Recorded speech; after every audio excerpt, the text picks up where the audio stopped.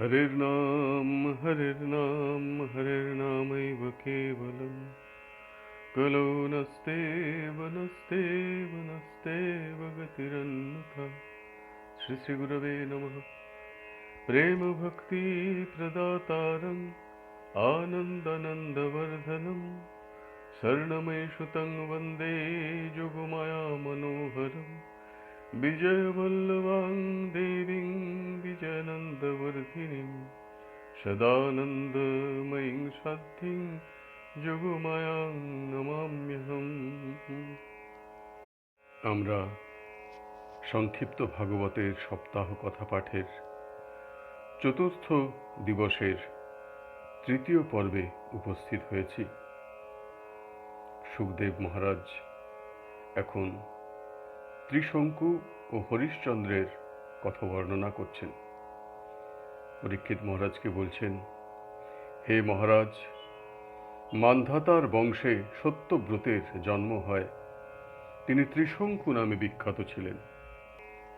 বিপ্র কন্যা হরণ করবার অপরাধে পিতার অভিশাপে তিনি চণ্ডালত্ব প্রাপ্ত হন।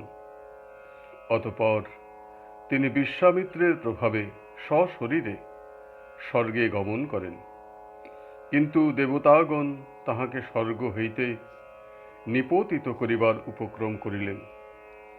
বিশ্বামিত্র তখন তাহাকে নিজ প্রভাবে অন্তরিক্ষে রক্ষা করিয়াছিলেন। তিনি তদবধি নভমণ্ডলে অবস্থান করিতেছেন। এই ত্রিশঙ্কুর পুত্র হরিশ্চন্দ্র নিঃসন্তান ছিলেন। তিনি দেবর্ষি নারদের উপদেশ অনুসারে বরুণ দেবের শরণাপন্ন হইলেন। তিনি এরকম প্রতিজ্ঞাবদ্ধ হইলেন বরুণ দেবের প্রতি যে যদি তাহার পুত্র হয়, তাহা হইলে সেই পুত্রের দ্বারা তিনি পুনরায় বরুণ দেবের পূজা করিবেন। তখন বরুণ দেব তাহাকে পুত্র বর প্রদান করিলেন। অনন্তর হরিশ্চন্দ্রের রোহিত নামক পুত্রের জন্ম হইল। রাজার পূর্ব প্রতিশ্রুতি অনুসারে বরুণ দেব এই রোহিত সন্তানকে প্রার্থনা করিলে রাজা বলিলেন, শিশুর বয়স 10 দিন হইলে যজ্ঞ করিব। 10 দিন অতিক্রান্তে বরুণ দেবের আগমন হইলে রাজা তাহার পুত্রের দন্ত বহির্গত হোক, এইরূপে ক্রমে ক্রমে দন্ত পতিত হোক, পুনরায় দন্ত বাহির হোক, যুদ্ধের যোগ্য হোক, এইভাবে বারে বারে বরুণ দেবকে রাজা হরিশ্চন্দ্র বঞ্চনা করিলেন। হে রাজন, অনন্তর রোহিত যৌবন প্রাপ্ত হইয়া পিতার প্রতিশ্রুতির কথা অবগত হইয়া নিজের প্রাণ রক্ষা করিবার জন্য বনে গমন করিলেন। কিছুকাল পরে রোহিত পিতাকে বরুণগ্রস্ত এবং উদর পীড়াগ্রস্ত শ্রবণ করিয়া গৃহে প্রত্যাবর্তন ইচ্ছা করিলে দেবরাজ ইন্দ্র তাহাকে নিষেধ করিয়া পৃথিবী পর্যটনে নানা তীর্থক্ষেত্রে ভ্রমণ করাইলেন। মহারাজ হরিশ্চন্দ্র বরুণের যজ্ঞ করিবার জন্য পুত্রকে না পাইয়া ব্রাহ্মণ আজি গর্তের নিকট হইতে তাহার মধ্যম পুত্র সুনঃসেফকে ক্রয় করিয়া যথাবিধি যজ্ঞে আহুতি দান করিয়া পূর্ব প্রতিশ্রুতি পালন করিলেন এবং রোগমুক্ত হইলেন। এবার মর্তে গঙ্গা অবতরণের আখ্যান বর্ণিত হইতেছে। সুতমুনি বলিলেন, অনন্ত শ্রী শুকদেব সগর রাজার ও ভগীরথ কর্তৃক গঙ্গা আনয়নের কাহিনী বর্ণনা করিলেন। শ্রী শুকদেব বলিলেন, হে রাজন, হরিশ্চন্দ্রের বংশে সগর রাজার উৎপত্তি। রাজা সগর পূর্বের উপদেশ অনুসারে একবার অশ্বমেধ যজ্ঞ করেন। সেই যজ্ঞের অশ্ব ইন্দ্র হরণ করিয়া ভগবান কপিলের আশ্রমে রাখিয়া পলায়ন করিলেন। যজ্ঞাশ্ব অন্বেষণের জন্য সগর তাহার পত্নী সুমতির গর্ভজাত ৬০,০০০ অর্থাৎ ৬০,০০০ পুত্রকে নিযুক্ত করিলে তাহারা বহু স্থান অন্বেষণ করিয়া অবশেষে ভগবান কপিলের আশ্রমে যজ্ঞাশ্বটি দেখিয়া ভগবান কপিলকেই চোর মনে করিয়া তিরস্কার করিলে মহামুনি কপিলের দেহজাত অগ্নিতে সকলেই ক্ষণকাল মধ্যেই ভস্মীভূত হইলেন। অনন্তর সগরের দ্বিতীয় পত্নী কেশিনীর গর্ভজাত অসমঞ্জসের পুত্র অংশুমানকে অশ্ব অন্বেষণে রাজা সগর প্রেরণ করিলেন। অংশুমান কপিল মুনির আশ্রমে গমন করিয়া সেই মুনির চরণে প্রণত হইয়া স্তব স্তুতি করিলে ভগবান কপিল দেব তাহাকে কৃপা করিয়া বলিলেন, হে বৎস, তোমার পিতামহের যজ্ঞীয় পশু এই অশ্ব ইন্দ্র হরণ করিয়া এইখানে রাখিয়াছে, এই অশ্ব লইয়া যাও।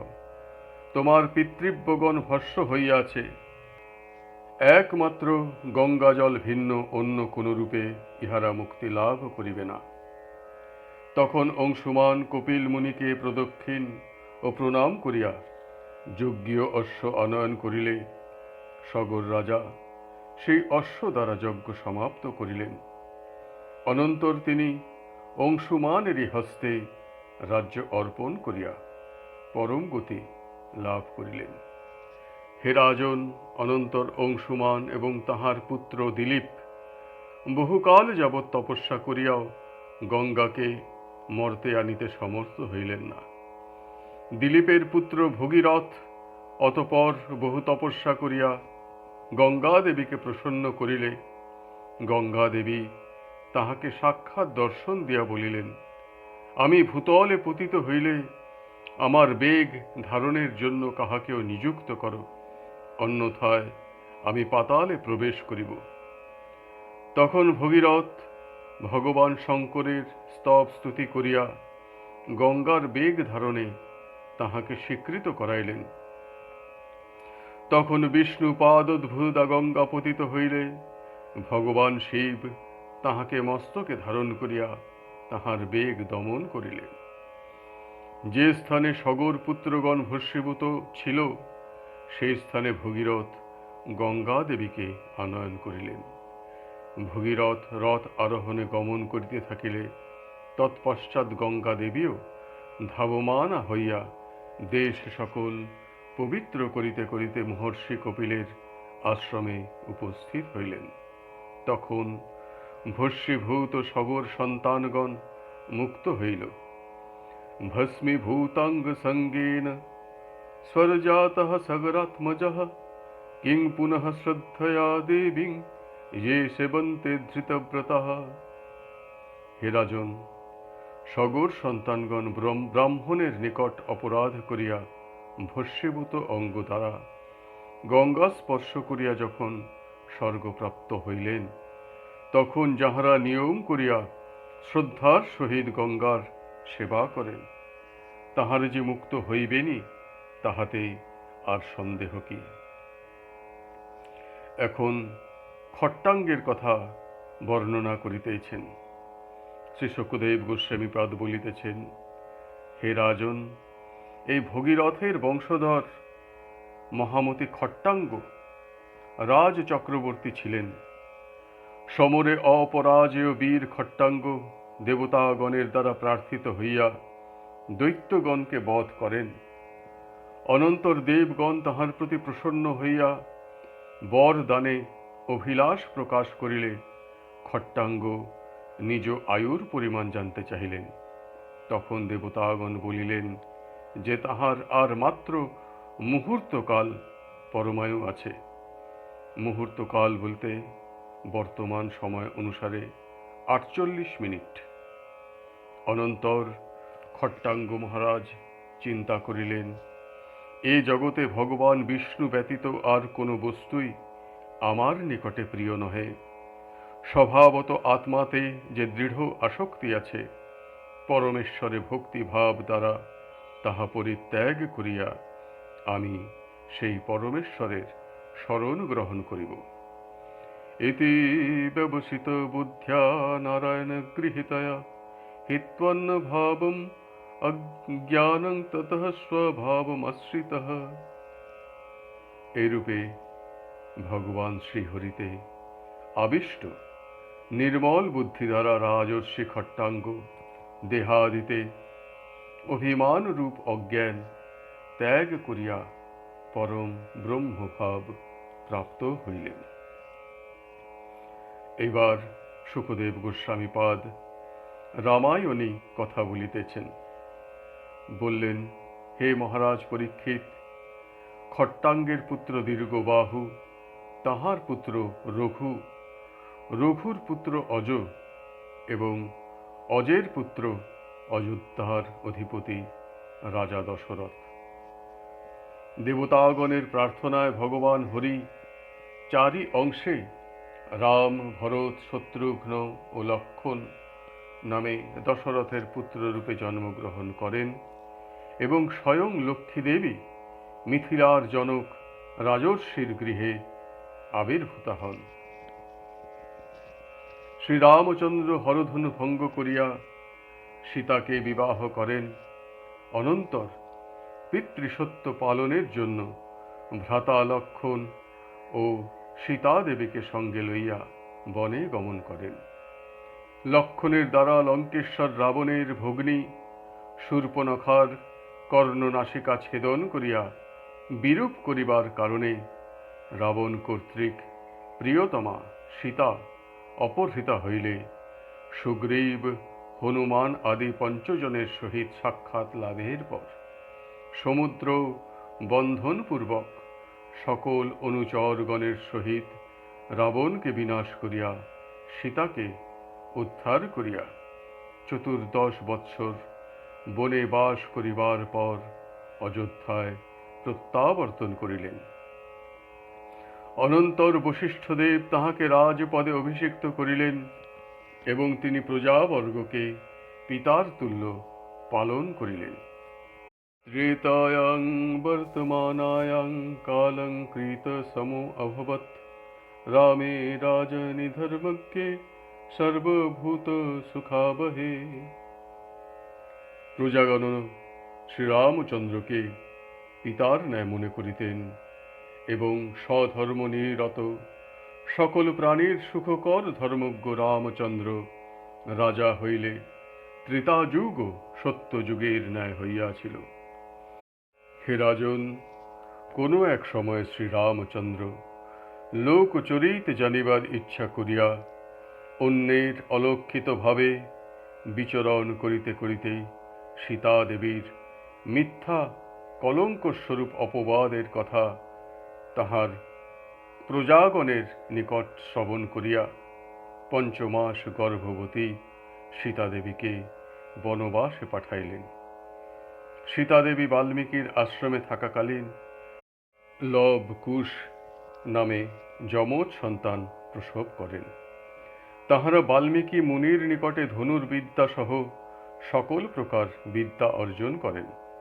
শ্রীরামচন্দ্র অশ্বমেধ যজ্ঞ করিলে তাহার পুত্র লব কুশ সেই যজ্ঞাশ্ব ধারণ করেন। তখন শ্রীরামচন্দ্রের 4 ভ্রাতার সহিত লব কুশের যুদ্ধে শ্রীরামচন্দ্র সহিত 4 ভ্রাতাই পরাজিত হইলেন। অবশেষে মহর্ষি বাল্মীকির উপদেশে সেই যুদ্ধের অবসান হয়। শ্রীরামচন্দ্র পুত্রদ্বয়কে গ্রহণ করিতে চাহিয়া সীতার পুনরায় অগ্নি পরীক্ষা করিতে চাহিলে সীতা স্বামীর সম্মুখে পাতালে প্রবেশ করেন। অনন্তর রামচন্দ্র লব কুশের হস্তে এবং ভরত, লক্ষণ ও শত্রুঘ্নের প্রত্যেকের 2 পুত্রকে রাজ্য বন্টন করিয়া রাজপদে অভিষিক্ত করিয়া সরযূর জলে নিমজ্জিত হইয়া বৈকুণ্ঠে গমন করিলেন। সেই ভগবান শ্রীরামচন্দ্রের চরণে আমি শরণ গ্রহণ করিলাম। জয় সীতারাম, জয় সীতারাম, জয় সীতারাম। এখন শুকদেব মহারাজ পরশুরামের কাহিনী বলিতেছেন।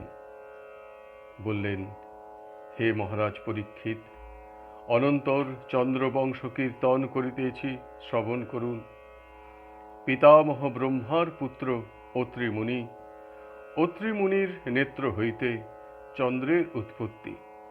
দেবগুরু বৃহস্পতির পত্নী তারাকে তিনি হরণ করেন, তাহার গর্ভে বুধ নামক পুত্রের সৃষ্টি করেন এবং এই বুধের ঔরসে রাজা সুদ্যুম্নের নারী অবস্থায় ইলার গর্ভে পুরুরবার জন্ম হয়। হে রাজন, এই পুরুরবার বংশে গাধীর উৎপত্তি।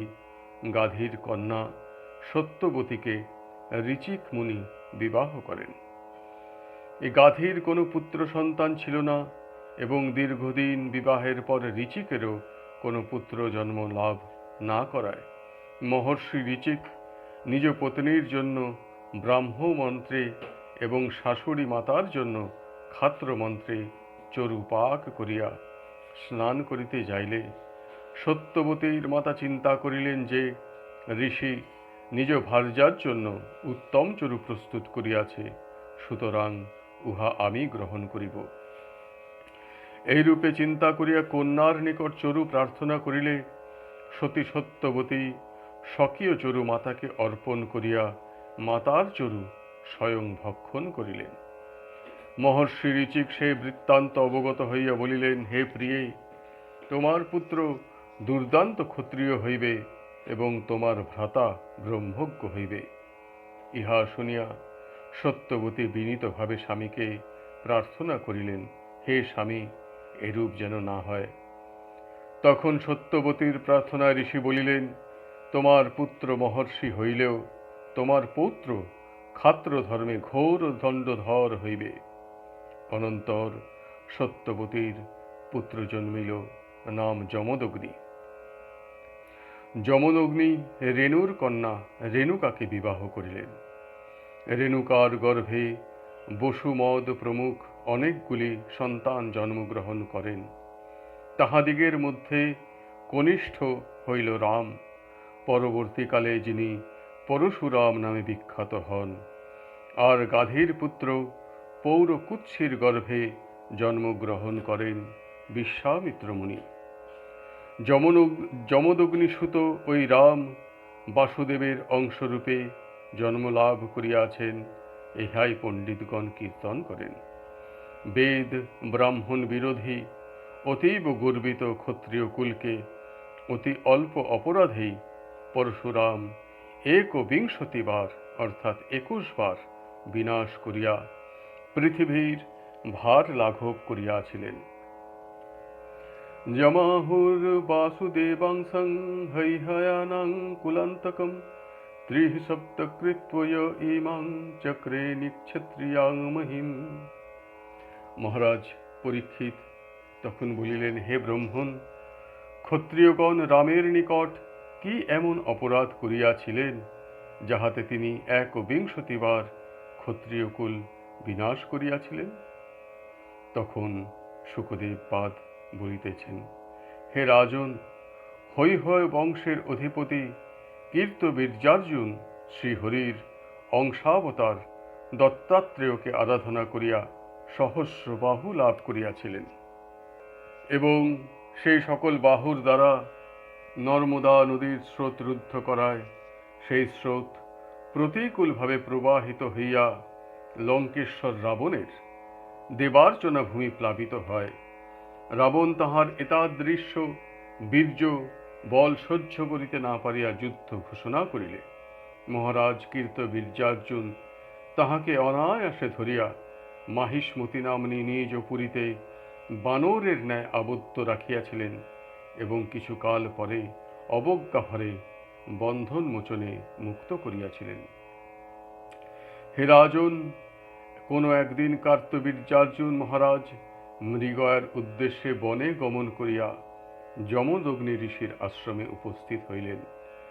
ঋষিবর তাহার কামধেনুর দ্বারায় নৃপতি কীর্তবীর্যার্জুনের সৈন্য সামন্তাদির সহিত তাহার আতিথ্য করিলেন।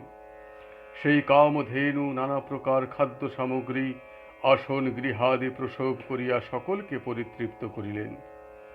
রাজা যমদগ্নির অগ্নিহোত্র ধেনুর এই অপূর্ব কীর্তি দেখিয়া আশ্চর্যান্বিত হইলেন এবং তাহা লাভ করিবার অভিলাষী হইয়া ঋষির নিকট তাহা প্রার্থনা করিলেন। কিন্তু ঋষিবর তাহা প্রদান করিতে অস্বীকার করায় রাজা কীর্তবীর্যার্জুন সেই কামধেনুটিকে বলপূর্বক মাহিষ্মতি নগরে লইয়া গেলেন। সেই সময় যমদগ্নির পুত্রগণ কেহই আশ্রমে ছিলেন না। রাজার দ্বারা কামধেনু হরণের পর পরশুরাম আশ্রমে আগমন করিয়া রাজার অন্যায় আচরণের বিষয় অবগত হইয়া আহত সর্পের ন্যায় অত্যন্ত ক্রোধান্বিত হইলেন এবং রাজা কীর্তবীর্যার্জুনকে নিধন করিবার মানসে তাহার নগরী আক্রমণ করিলেন। কার্তবীর্যার্জুন সপ্তদশ অক্ষৌহিনী সেনার দ্বারা প্রতিরোধ করিবার চেষ্টা করিলে পরশুরাম একাকী সেই সকল সৈন্য বিনাশ করিলেন। হে রাজন, অনন্তর স্বয়ং কার্তবীর্যার্জুন যুদ্ধে আগমন করিলে পরশুরাম তাহার পরশু অর্থাৎ কুঠার দ্বারা রাজার সহস্র বাহু ছেদন করিয়া মস্তকটিও ছিন্ন করিয়া ফেলিলেন। পিতার মৃত্যুতে তাহার অযুত সংখ্যক পুত্র ভয়ে পলায়ন করিল।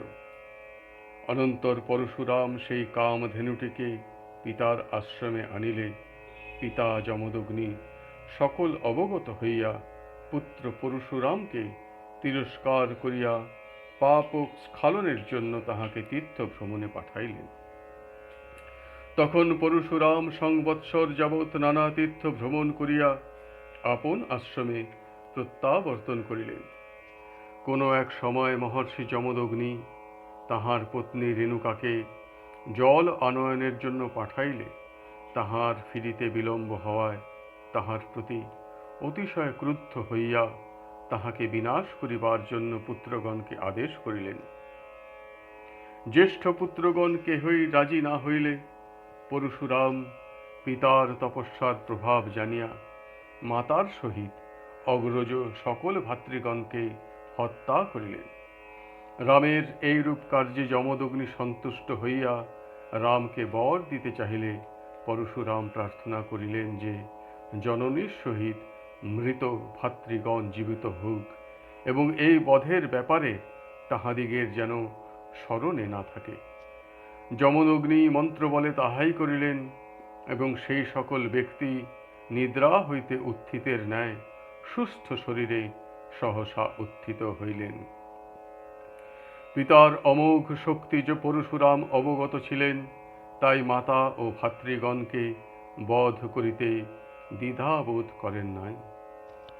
হে রাজন, কার্তবীর্যের পুত্রগণ পিতার নিধনের কথা চিন্তা করিয়া কোনো সময়ও শান্তি লাভ করিতে পারিতেছিল না। একদিন ভাতৃগণের সহিত পরশুরাম বনে গমন করিলে কার্তবীর্যের পুত্রগণ সুযোগ বুঝিয়া যমদগ্নির আশ্রমে আসিয়া তাহার মস্তক ছেদন করিল। রামের জননী রেণুকা উচ্চৈঃস্বরে রোদন করিলে তাহার ক্রন্দনের ধ্বনি শ্রবণ করিয়া পরশুরাম অতি দ্রুত বেগে আসিয়া নিহত পিতাকে দেখিয়া একই সময়ে দুঃখ, ক্রোধ ও কাতর প্রায় হইয়া অভিভূত হইয়া ক্ষত্রিয় বংশ নাশের জন্য পরশু গ্রহণ করিলেন এবং তাহার পর মাহিষ্মতিপুরীতে গমন করিয়া কার্তবীর্যার্জুনের ব্রহ্মঘাতী পুত্রগণের মস্তক ছেদন করিয়া সেখানে এক বিশাল পর্বতের সৃষ্টি করিলেন। এইরূপে ক্ষত্রিয়গণ অনাচারী হইলে পরশুরাম একবিংশতিবার পৃথিবীকে নিষ্ক্ষত্রিয় করিলেন। হে রাজন, আগামী মন্বন্তরে পরশুরাম বেদ প্রবর্তক সপ্তর্ষিগণের মধ্যে একজন হইবেন। তিনি অদ্যপিও মহেন্দ্র পর্বতে অবস্থান করিতেছেন। এবং ভৃগুষু বিশ্বাত্মা ভগবান হরিশ্বরঃ অবতীর্য পরং ভারং ভুবো অহন বহুশ নৃপান। সর্বেশ্বর হরি এই রূপে ভৃগু বংশে আবির্ভূত হইয়া ক্ষত্রিয়গণকে বহুবার বিনাশ করিয়াছিলেন। কলিকালের শেষে শ্রীহরির দশম অবতার কল্কি দেবের ভগবান পরশুরাম শিক্ষাগুরু হইবেন। অতঃপর শুকদেব গোস্বামীপাদ যযাতির কাহি বর্ণনা করিলেন, বলিলেন, হে মহারাজ পরীক্ষিত, পুরুরবার পুত্র আয়ু, আয়ুর পুত্র নহুষ একবার দেবরাজ ইন্দ্রের অনুপস্থিতির কারণে দেবতাগণ নহুষকেই ইন্দ্রপদ প্রদান করিলেন। তখন তিনি শচীদেবীকে কামনা করিলে শচীদেবী তাহাকে ঋষিবাহিত দোলায় চড়িয়া তাহার নিকটে আগমন করিতে বলিলে মহারাজ নহুষ তাহাই করিলেন।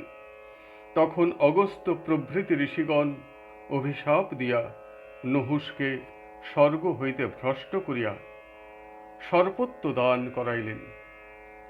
নহুষের পুত্র যযাতি অতঃপর রাজা হইলেন। তিনি শুক্রাচার্যের ও অসুর অধিপতি বৃষপর্বার কন্যাকে বিবাহ করিয়াছিলেন। মহারাজ পরীক্ষিত তখন জিজ্ঞাসা করিতেছেন, হে গুরু, শুক্রাচার্য ব্রাহ্মণ এবং নহুষ পুত্র যযাতি ক্ষত্রিয়, সুতরাং কি প্রকারে তাহাদিগের এইরূপ অসবর্ণ বিবাহ হইল? আমার এই কথা শুনিতে বড় ইচ্ছা হইতেছে। তখন শুকদেব গোস্বামীপাদ কহিতে লাগিলেন, একবার বৃষপর্বার কন্যা শর্মিষ্ঠা সহচরী পরিবৃতা হইয়া ও গুরুকন্যা দেবযানীর সহিত এক সরোবরে তীরে বস্ত্র সকল রাখিয়া সেই সরোবরের জলে স্নান ও জল কেলি করিলেন। জল ও ক্রীড়ার পর তীরে উঠিয়া শর্মিষ্ঠা ভুলবশত গুরুকন্যার বস্ত্র পরিধান করিলে দেবযানী তাহাকে বহু তিরস্কার করিল। শর্মিষ্ঠা তাহাতে অতীব ব্যথিত হইয়া দেবযানীকে এক জল শূন্য কূপের মধ্যে ফেলিয়া গৃহে প্রত্যাবর্তন করিল। দৈবক্রমে মহারাজ যযাতি মৃগয়ের নিমিত্ত সেই বনে আসিয়া দেবযানীকে উদ্ধার করেন এবং উভয়কে ভালোবাসিয়া বিবাহের অঙ্গীকার করিলেন। অনন্তর যযাতি নিজ রাজ্যে ফিরিয়া গেলেন এবং দেবযানী রোদন করিতে করিতে পিতা শুক্রাচার্যের নিকট শর্মিষ্ঠার কৃতকার্য ও দুর্বাক্য ব্যক্ত করিলে শুক্রাচার্য ক্রোধোন্মত্ত হইয়া বৃষপর্বার ভবনে গমন করিয়া সকল ঘটনা তাহাকে অবগত করাইলেন। তখন মহারাজ আপন কন্যা শর্মিষ্ঠাকে দেবযানীর দাসী রূপে শাস্তি প্রদান করিলেন। অনন্তর দেবযানীর সহিত মহারাজ যযাতির বিবাহ হইলে শুক্রাচার্য দাসী রূপে শর্মিষ্ঠাকেও দান করিলেন এবং তিনি মহারাজ যযাতিকে বলিলেন যেন তিনি কখনো শর্মিষ্ঠাকে নিজ শয্যায় গ্রহণ না করেন। হে রাজন, অনন্তর ক্রমে ক্রমে দেবযানীর দুই পুত্র জন্মগ্রহণ করিলে শর্মিষ্ঠা যযাতির নিকট ঋতু রক্ষা প্রার্থনা করিলে মহারাজ যযাতি শুক্রাচার্যের বাক্য স্মরণ থাকিল ইহা ঈশ্বরের অভিপ্রেত মনে করিয়া শর্মিষ্ঠার ঋতু রক্ষা করিলেন। তাহাতে শর্মিষ্ঠার গর্ভে 3 পুত্র জন্মে। দেবযানীর 2 পুত্রদ্বয় যদু ও তুর্বসু এবং শর্মিষ্ঠার 3 পুত্র দ্রুহ্য, অনু এবং পুরু। দেবযানীর দ্বারায় শুক্রাচার্য এই ঘটনা জানিয়া যযাতিকে জরাগ্রস্ত হইবার শাপ প্রদান করিলেন। কিন্তু যযাতির বিনীত অনুরোধে শুক্রাচার্য বলিলেন যে যদি কেহ তাহার জরা গ্রহণ করিয়া নিজের যৌবন তাহাকে প্রদান করে তবে তিনি যৌবন প্রাপ্ত হইবেন। অতৃপ্ত अस्मद् कामानं ब्रह्म दुहितरिष्मते ব্যতাসত্তাং যথা কামং বয়সা যো অভিধাস্যতি। হে রাজন, এই রূপে জরা ও যৌবন বিনিময় করিবার উপায় অবগত হইয়া মহারাজ যযাতি তাহার পুত্রগণকে সেই যৌবন বিনিময় করিবার জন্য বলিলে প্রথম 4 পুত্র তাহাতে স্বীকৃত হইলেন না। কিন্তু শর্মিষ্ঠার কনিষ্ঠ পুত্র পুরু পিতার জরা গ্রহণ করিয়া তাহার নিজস্ব যৌবন পিতাকে প্রদান করিলেন। তখন রাজা যযাতি পুরুর যৌবন দ্বারা যথেচ্ছভাবে দেহ সুখ ভোগ করিলেন। তিনি প্রচুর যজ্ঞ দ্বারা সর্বদেহময় শ্রীহরির অর্চনা করিয়াছিলেন। তিনি এই রূপে সহস্র বৎসরকাল বিষয় আকৃষ্ট ইন্দ্রিয়র দ্বারা বিষয় ভোগ করিয়াও পরিতৃপ্ত হইলেন না। তখন তিনি আপন অধঃপতনের বিষয় বুঝিয়া সৎ বিবেক প্রবৃত্তি দ্বারা আত্ম সমালোচনা করিলেন। কাম উপভোগে কামনার কখনো তৃপ্তি হয় না, পরন্তু ঘৃত সহযোগে অগ্নির ন্যায় বর্ধিত হয়। অনন্তর রাজা যযাতি পুরুকে তাহার যৌবন ফিরাইয়া দিয়া তাহার নিকট হইতে পূর্ব প্রদত্ত নিজ জরা গ্রহণ করিলেন। অতঃপর তিনি পুত্রগণকে রাজ্য বণ্টন করিয়া বানপ্রস্থাশ্রমে গমন করিয়া আত্মজ্ঞান দ্বারা নির্মল পরব্রহ্মে মুক্তি লাভ করিলেন। হরি বল, হরি বল, হরি বল।